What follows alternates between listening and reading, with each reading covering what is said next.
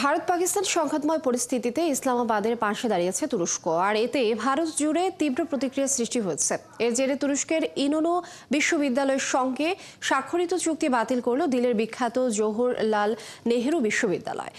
জাতীয় নিরাপত্তার কথা মাথায় রেখে এই সিদ্ধান্ত নেওয়া হয়েছে বলে জানিয়েছে জেএনইউ। 2023 সালে ভূমিকম্পে তুরস্কে 50,000 বেশি মানুষের মৃত্যু হয়েছিল। সেই সময় ভারত প্রথম দেশ যারা তুরস্কের পাশে দাঁড়িয়েছিল। অপারেশন দোস্ত এর মাধ্যমে বিপুল ত্রাণ সামগ্রী তুরস্কে পাঠায় ভারত। সেটা ভুলে তুরস্ক যেভাবে পাকিস্তানের পাশে দাঁড়িয়েছে তাতে ভারত জুড়ে প্রতিবাদের ঝড় উঠেছে। একই সাথে তুরস্ক আজারবাইজান বয়কটের ডাক দিয়েছে ভারতীয়রা। তুরস্ক পণ্য থেকে শুরু করে তুরস্ক আজারবাইজানের জনপ্রিয় রিসোর্টগুলোতে ছুটি কাটানোর পরিকল্পনা বাতিল করছেন ভারতীয় পর্যটকরা। দেশটির বিভিন্ন প্রান্তে তুরস্কের বিরুদ্ধে প্রতিবাদ বিক্ষোভ করেছেন অনেকে। ভারতের উত্তর পূর্বাঞ্চলীয় রাজ্য মণিপুরের চান্দেল জেলায় অভিযান চালিয়ে 10 বিচ্ছিন্নতাবাদীকে হত্যা করেছে দেশটির আধা সামরিক বাহিনী আসাম রাইফেলস। ভারত মিয়ানমারের সীমান্ত সংলগ্ন চান্দেল জেলার বিভিন্ন এলাকায় বুধবার থেকে অভিযান পরিচালনা করছে আসাম রাইফেলস। ভারতীয় সেনাবাহিনীর ইস্টার্ন কমান্ড জানিয়েছে, সুনির্দিষ্ট গোয়েন্দা তথ্যের ভিত্তিতে মণিপুরের চান্দেল জেলার খেংজয় উপজেলার নিউ সামতাল গ্রামে অভিযান চালানো হচ্ছে। অভিযানে এ পর্যন্ত 10 জন বিচ্ছিন্নতাবাদী সন্ত্রাসী নিহত হয়েছে। 2023 সালের 4 মেতেই জনগোষ্ঠীকে তফসিলি জাতি হিসেবে ঘোষণা করে মণিপুর হাইকোর্ট। উচ্চ আদালতের এই সিদ্ধান্ত বাতিলের দাবিতে প্রতিবাদে ফুঁসে উঠে রাজ্যটির কুকি সম্প্রদায়। পরে কুকিদের এই প্রতিবাদ বিক্ষোভ রূপ নেয় সাম্প্রদায়িক দাঙ্গায়। অসন্তোষ এই পরিস্থিতির সুযোগে সক্রিয় হয়ে ওঠে বিদ্রোহী বিচ্ছিন্নতাবাদীরা। ভারতের অরুণাচল প্রদেশের 27 জায়গার নতুন নামকরণ করেছে চীন। এই নামকরণের ঘটনায় তীব্র প্রতিক্রিয়া দেখিয়েছে ভারত। দেশটি বলেছে, অরুণাচল ভারতের অবিচ্ছেদ্য অংশ ছিল, আছে এবং থাকবে। চীনের এই বৃথা ও অযৌক্তিক প্রচেষ্টা বাস্তবতা পরিবর্তন করবে না বলেও মন্তব্য করেন ভারতের পররাষ্ট্র মন্ত্রণালয়ের মুখপাত্র রণধীর জয়সওয়াল। সংবাদ মাধ্যম হিন্দুস্তান টাইমস জানিয়েছে, চীন পঞ্চমবারের মতো অরুণাচলের জায়গার নাম পরিবর্তন করেছে। বুধবার চীনের সমালোচনা করে জয়সওয়াল বলেন, ভারতের নীতিগত অবস্থানের সাথে সামঞ্জস্য রেখে তারা এই ধরনের প্রচেষ্টাকে স্পষ্টভাবে প্রত্যাখ্যান করছে। এই ধরনের নামকরণ বাস্তবতাকে কখনো পরিবর্তন করবে না। অরুণাচল প্রদেশ ভারতের একটি অবিচ্ছেদ্য অংশ ছিল, আছে এবং সবসময় থাকবে। এদিকে চীন অরুণাচল প্রদেশকে জাংনান নামে ডাকে। চীনের দাবি, অরুণাচল দক্ষিণ তিব্বতের অংশ। 2017 সাল থেকে অরুণাচলের বিভিন্ন জায়গার নতুন নামকরণ শুরু করে তারা। আন্তর্জাতিক মুদ্রা তহবিল IMF থেকে এক্সটেন্ডেড ফান্ড ফ্যাসিলিটি চুক্তির আওতায় দ্বিতীয় কিস্তির ঋণ পেয়েছে পাকিস্তান। বুধবার দেশটির কেন্দ্রীয় bank state bank of Pakistan জানিয়েছে, বিশেষ ড্রয়িং রাইটস হিসেবে $76 কোটি পাওয়া গেছে, যা চলতি সপ্তাহের শেষে বৈদেশিক মুদ্রা রিজার্ভে যুক্ত হবে। এই অর্থ জমা হলে পাকিস্তানের বৈদেশিক রিজার্ভ বেড়ে দাঁড়াবে প্রায় $1,150 কোটি। গেল সপ্তাহেই IMF চলমান EFF চুক্তির আওতায় পাকিস্তানকে প্রায় $100 কোটি ঋণ অনুমোদন করে। তবে পাকিস্তানের জন্য এই ঋণ অনুমোদনের বিষয়ে কড়া আপত্তি জানিয়েছে প্রতিবেশী দেশ ভারত। পাকিস্তানের প্রধানমন্ত্রী শেহবাজ শরীফের সঙ্গে আলোচনায় রাজি হয়েছেন দেশটির প্রধান বিরোধী নেতা ইমরান খান। বৃহস্পতিবার এক প্রতিবেদনে এই তথ্য জানিয়েছে পাকিস্তানি সংবাদ মাধ্যম দ্য নিউজ ইন্টারন্যাশনাল। মূলত শেহবাজের পক্ষ থেকে আলোচনার প্রস্তাব দেওয়ার পর তা গ্রহণ করেন সাবেক এই প্রধানমন্ত্রী। দ্য নিউজ ইন্টারন্যাশনাল বলছে, গত সোমবার আদিয়ালা জেলে দলের বর্তমান চেয়ারম্যান ব্যারিস্টার গওহর আলী খান ইমরান খানের সঙ্গে সাক্ষাৎ করে সরকারের আলোচনার প্রস্তাব পৌঁছে দেন এবং ইমরান খান সে সময় আলোচনার অনুমতি দেন বলে বিশ্বস্ত বেশ কিছু সূত্র জানিয়েছে। তবে ইমরান খান স্পষ্ট করে দিয়েছেন, আলোচনাটি গোপনীয়ভাবে গণমাধ্যমের উপস্থিতি বা নজরের বাইরে হওয়া উচিত, যাতে ফলপ্রসূ সিদ্ধান্তে পৌঁছানো যায়। ইমরানের দল PTI বলছে, অতীতে আলোচনার বিষয়টি গণমাধ্যমে অতিরিক্ত প্রচারের কারণে ব্যর্থ হয়েছে। তাই এবার তারা চান টেকসই পরিবেশে আলোচনা হোক। গাজায় বুধবার ভোর থেকে চলমান ইসরায়েলি হামলায় অন্তত ৮০ জন ফিলিস্তিনি নিহত হয়েছেন, যার মধ্যে ৫৯ জন প্রাণ হারিয়েছেন উপত্যকাটির উত্তরাঞ্চলে। গাজার স্বাস্থ্য মন্ত্রণালয় জানিয়েছে ২০২৩ সালের অক্টোবর থেকে ইসরায়েলি হামলায় এখন পর্যন্ত নিহত ফিলিস্তিনির সংখ্যা দাঁড়িয়েছে ৫২,৯২৮ জনে। এছাড়া গত ২৪ ঘন্টায় ইসরায়েলি আক্রমণে আরও ১২৫ জন আহত হয়েছেন। এর ফলে সংঘাতে শুরু থেকে আহতের সংখ্যা বেড়ে ১,১৯,৮৪৬ জনে পৌঁছেছে। এদিকে গত ২ মাসের বেশি সময় ধরে গাজা উপত্যকায় অবরোধ আরোপ করে রেখেছে ইসরায়েল। এ সময় গাজায় কোনো ধরনের ত্রাণ ঢুকতে দেয়নি তারা। এতে করে সেখানে দুর্ভিক্ষ দেখা দিয়েছে। ফিলিস্তিনি এনজিও সহ নেটওয়ার্কের প্রধান আমজাদ শাহ জানিয়েছেন, গাজার সব মানুষ না খেয়ে আছেন। গত ১০ সপ্তাহ ধরে সীমান্ত বন্ধ থাকায় একদানা ত্রাণও পৌঁছায়নি গাজায়। জাতিসংঘের সব সংস্থা, এনজিও, বেসরকারি খাত সবার সরবরাহ ফুরিয়ে যাচ্ছে।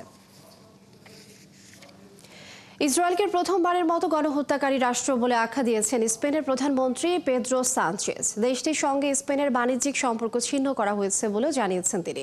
বুধবার পার্লামেন্ট অধিবেশনে স্পেনের কাতালান রাজ্যের এমপি গ্রাবিয়েল রাফিয়ান ফিলিস্তিনের গাজা উপত্যকায় ইসরায়েলি বাহিনীর চলমান রক্তক্ষয়ী সামরিক অভিযানের তীব্র নিন্দা জানান। পাশাপাশি ইসরায়েলের সঙ্গে বাণিজ্যিক সম্পর্কের জন্য সানচেজের নেতৃত্বাধীন সরকারের সমালোচনাও করেন তিনি। কিছুদিন আগে ইসরায়েলের সঙ্গে বাণিজ্য সম্পর্ক ছিন্ন করেছে স্পেন। তবে বুধবারই এই তথ্য প্রথম জনসম্মুখে আনলেন সানচেজ। এদিকে ইসরায়েলি সংবাদ মাধ্যম জানিয়েছে, প্রধানমন্ত্রী পেদ্রো সানচেজের এমন মন্তব্যের পর ইসরায়েলে কর্মরত স্পেনের রাষ্ট্রদূত আনা সলোমনকে তলব করে কড়া বার্তা দিয়েছে ইসরায়েলের পররাষ্ট্র মন্ত্রণালয়। ইসরায়েলের সঙ্গে ভবিষ্যতে কূটনৈতিক সম্পর্ক গড়তে রাজি আছেন সিরিয়ার নতুন প্রেসিডেন্ট আহমেদ আল শারা। সৌদি থেকে কাতার যাওয়ার পথে বিমানে সাংবাদিকদের এমন কথা জানান যুক্তরাষ্ট্রের প্রেসিডেন্ট ডোনাল্ড ট্রাম্প। তিনি বলেন, প্রেসিডেন্ট শারাকে তিনি বলেছেন, সিরিয়া যখন প্রস্তুত থাকবে তখন আব্রাহাম চুক্তিতে যোগ দেবে। ট্রাম্প জানান, তার কথায় সায় দিয়েছে প্রেসিডেন্ট শারা। ২০২০ সালের আব্রাহাম চুক্তির আওতায় ইসরায়েলের সঙ্গে সংযুক্ত আরব আমিরাত, বাহরাইন, মরক্কো এবং সুদান কূটনৈতিক সম্পর্ক স্থাপন করে। মার্কিন প্রেসিডেন্ট ডোনাল্ড ট্রাম্প ওই সময় তার দপ্তর থেকে সরাসরি ঘোষণার মাধ্যমে এই তথ্য জানিয়েছিলেন। তিনি এখন সৌদি আরব, সিরিয়া সহ অন্যান্য দেশের সঙ্গে ইসরায়েলের সম্পর্ক স্থাপনের চেষ্টা চালাচ্ছেন। এর আগে সৌদির যুবরাজ মোহাম্মদ বিন সালমানের উপস্থিতিতে রিয়াদে ট্রাম্পের সাথে বৈঠক করে শারা, যা দীর্ঘ ৩৩ মিনিট স্থায়ী ছিল। কাতারের সঙ্গে $১.২ ট্রিলিয়ন অর্থনৈতিক বিনিময় চুক্তি সই করেছে যুক্তরাষ্ট্র। দোহায় যুক্তরাষ্ট্রের প্রেসিডেন্ট ডোনাল্ড ট্রাম্প এবং কাতারের আমির Sheikh Tamim bin Hamad Al Thani তাদের বৈঠকের পর বেশ কিছু চুক্তি স্বাক্ষর করেছেন। বৈঠকের পর ট্রাম্প বলেছেন, কাতার এয়ারওয়েজে বোয়িং থেকে $200 বিলিয়নেরও বেশি মূল্যের ১৬০টি বিমানের রেকর্ড অর্ডার দিয়েছে। ট্রাম্প এবং আল থানি যুক্তরাষ্ট্র ও কাতারের মধ্যে প্রতিরক্ষা সহযোগিতার বিষয়ে একমত হয়েছেন বলেও জানা গেছে। দুই দেশের মধ্যে সহযোগিতার বিষয়ে একটি যৌথ ঘোষণাপত্র স্বাক্ষরিত হয়েছে। মার্কিন প্রেসিডেন্ট ডোনাল্ড ট্রাম্প ও কাতারের আমির Sheikh Tamim bin Hamad Al সানির মধ্যে স্বাক্ষরিত একাধিক চুক্তির মাধ্যমে অন্তত $১.২ ট্রিলিয়ন অর্থনৈতিক বিনিময় হবে বলে জানিয়েছে হোয়াইট হাউস। তুরস্কে অনুষ্ঠিতব্য ইউক্রেন ও রাশিয়ার প্রথম সরাসরি আলোচনায় উপস্থিত থাকছেন না রুশ প্রেসিডেন্ট ভ্লাদিমির পুতিন ও মার্কিন প্রেসিডেন্ট ডোনাল্ড ট্রাম্প। ক্রেমলিনের পক্ষ থেকে জানানো হয়, তুরস্কে আলোচনার জন্য একদল দক্ষ ব্যক্তিকে পাঠাচ্ছে রাশিয়া। ওই দল থাকবেন প্রেসিডেন্সিয়াল উপদেষ্টা ভ্লাদিমির মেদিনস্কি এবং উপপ্রতিরক্ষা মন্ত্রী আলেকজান্ডার ফোমিন। ক্রেমলিনের বিবৃতির পর মার্কিন এক কর্মকর্তা জানান, আলোচনায় প্রেসিডেন্ট ডোনাল্ড ট্রাম্প উপস্থিত থাকছেন না। হোয়াইট হাউসে দ্বিতীয়বার ক্ষমতায় আসার পর প্রথম বিদেশ সফরে মধ্যপ্রাচ্য রয়েছেন ট্রাম্প। তার এই সফরের মাঝে তুরস্ক আলোচনার আয়োজন করা হয়। এই আলোচনায় উপস্থিত থাকার আগ্রহ প্রকাশ করে পুরো বৈঠকের গুরুত্ব অনেকখানি বৃদ্ধি করে দিয়েছিলেন ট্রাম্প। তবে শেষ মুহূর্তে জানানো হয় তিনি উপস্থিত থাকছেন না। তবে প্রেসিডেন্ট জেলেনস্কির উপস্থিত থাকার কথা নিশ্চিত করেছে ইউক্রেনীয় কর্তৃপক্ষ। অভিবাসন নীতিতে আরও কঠোর হচ্ছে ব্রিটেন সরকার। দেশটির ইমিগ্রেশন আইনে আনা হচ্ছে পরিবর্তন। নতুন ইমিগ্রেশন নীতির কারণে ব্রিটেন প্রবেশ ও স্থায়ী হওয়া অনেক কঠিন হয়ে পড়বে। প্রধানমন্ত্রী স্যার কিয়ার স্টারমার কঠোর ইমিগ্রেশন নীতির ঘোষণা দেওয়ার পর একটি শ্বেতপত্র প্রকাশ করা হয়েছে। ইমিগ্রেশন নিয়ে স্টারমারের এই সিদ্ধান্তকে সাম্প্রতিক ইতিহাসের সবচেয়ে কঠিন সিদ্ধান্ত বলে মনে করছেন বিশ্লেষকরা। বিস্তারিত আরিফ মাহফুজের রিপোর্টে। লেবার পার্টি ক্ষমতায় আসার 1 বছরের মাথায় ইতিহাসের সবচাইতে কঠোর অভিবাসন নীতির শ্বেতপত্র প্রকাশ করলেন প্রধানমন্ত্রী care Starmer. Publish a white paper on immigration, a strategy absolutely central to my plan for change that will finally take back control of our borders and close the book on a squalid chapter for our politics, our economy and our country. নতুন এই নীতিমালা বলছে এখন থেকে 5 বছর বৈধ ভিসায় থাকার পর নাগরিকত্বের আবেদন করতে পারবেন না কেউ। নাগরিকত্বের আবেদন করতে হলে থাকতে হবে একটানা 10 বছর। প্রবাসীরা বলছেন এমন নীতিতে অবৈধ অভিবাসন ঠেকাতে বৈধ অভিবাসীদের উপর আঘাত করেছে লেবার সরকার।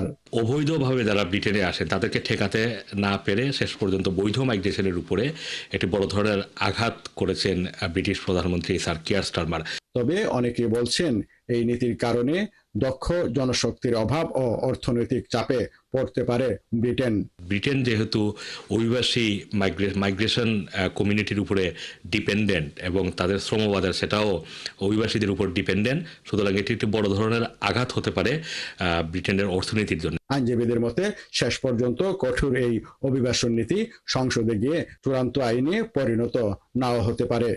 এটা মাত্র একটা হোয়াইট পেপার, এটার উপরে অনেক আলোচনা হবে, প্রস্তাবনা আকারে এসেছে, পার্লামেন্টে উঠবে, আইন আকারে আসবে, তারপরে আমরা বুঝতে পারবো যে আসলে কোন দিকে যাচ্ছে। কি একমাত্র আমরা এটা সম্পর্কে বলতে পারবো, জানতে পারবো, সেটা হচ্ছে যখন এটা হাউজার লস মন্ত্রী যারা পাশ হওয়ার পরে যখন একটা গাইডেন্স আসবে। এক নাগারে 10 বছর বসবাস করলে তবেই মিলবে দেশটির নাগরিকত্ব। নতুন নীতিমালায় এই সোনার হরিণ ধরতে দিতে হবে কঠিন পরীক্ষা, মানতে হবে অনেক শর্তাবলী। সরকারের দেয়া শর্তের এই বেড়াজালে অনেকেরই ভবিষ্যৎ এখন অনিশ্চিত।